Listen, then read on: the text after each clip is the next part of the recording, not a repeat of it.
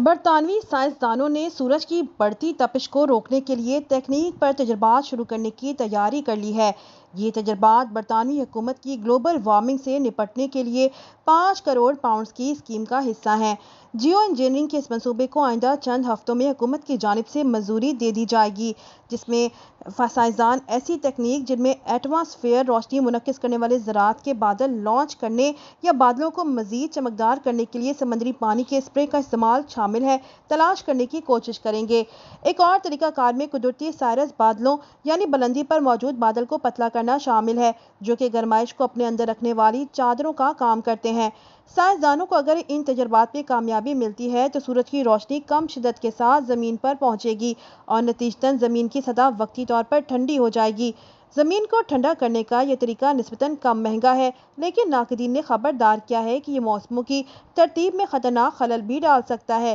یہاں تک کہ وہ علاقے جو غذائی پیداوار کے لیے اہم ہیں وہاں سے بارشوں کو بھی منتقل کر سکتا ہے۔ دیگر سائنسدانوں کا کہنا ہے کہ جیو انجینئرنگ روایتی ایندھن یعنی فاسل فیول کے استعمال کرنے کی کوشش کو روک سکتی ہے، جو کہ موسمیاتی تغیر کی بنیادی وجہ ہے۔